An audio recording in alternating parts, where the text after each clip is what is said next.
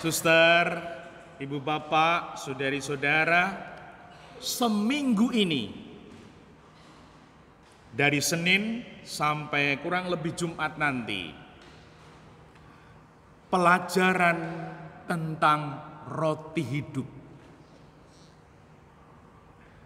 Dan ini pelajaran yang tidak mudah.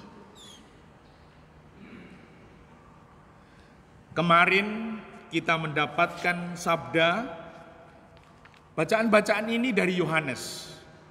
Dia sangat penyair, pujangga, puitis, maka seringkali tidak mudah dipahami.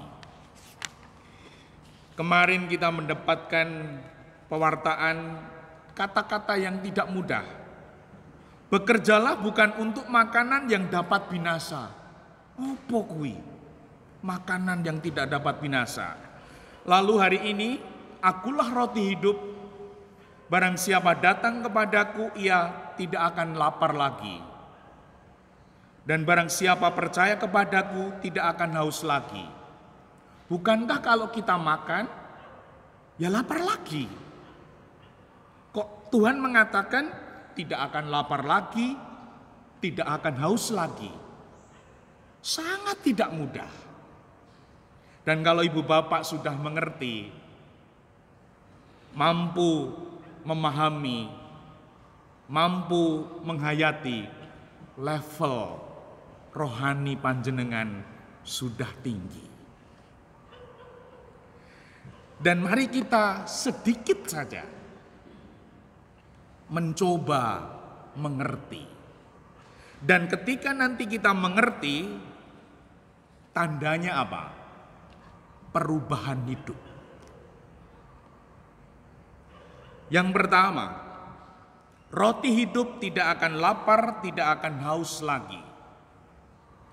Seorang yang sungguh bersatu dengan komuni kudus, dan komuni kudus itu darah dan daging Tuhan mengalir dalam urat dan nadi kita. Apa yang terjadi? Kepuasan, kelegaan, kebahagiaan hidup yang akan ditandai dengan kebutuhan duniawi menjadi semakin sedikit.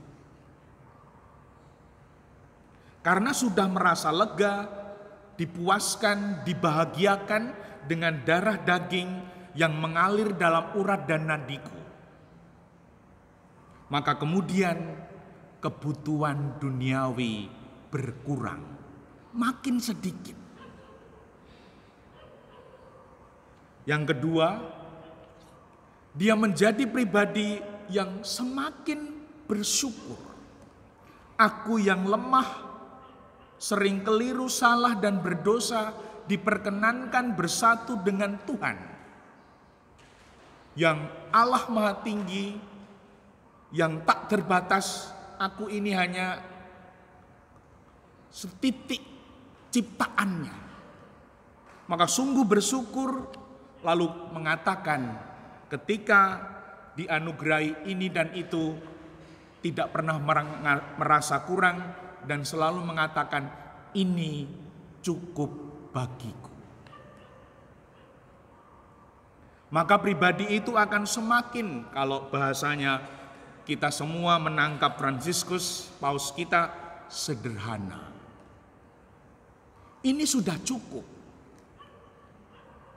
Lalu yang ketiga, ketika kita bersatu dengan komuni kudus dan mengerti, menghayati, bahkan menjalani, yang terjadi adalah bukan aku lagi yang hidup,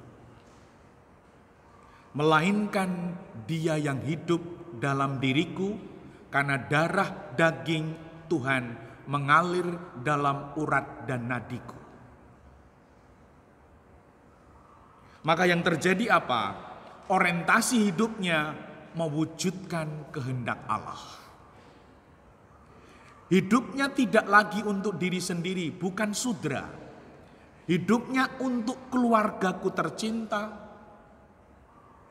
untuk sesamaku, saudaraku, kerabatku, untuk gereja, untuk masyarakat.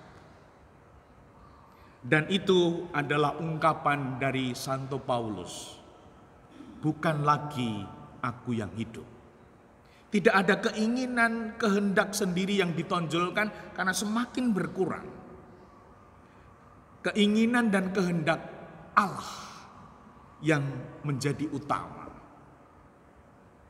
Nah, maka ini seminggu, bacaan ini akan seminggu. Sedikit saja mengerti, memahami, apalagi mengayati, terjadi perubahan hidup. Pasti. Dimuliakanlah Tuhan kini dan sepanjang masa.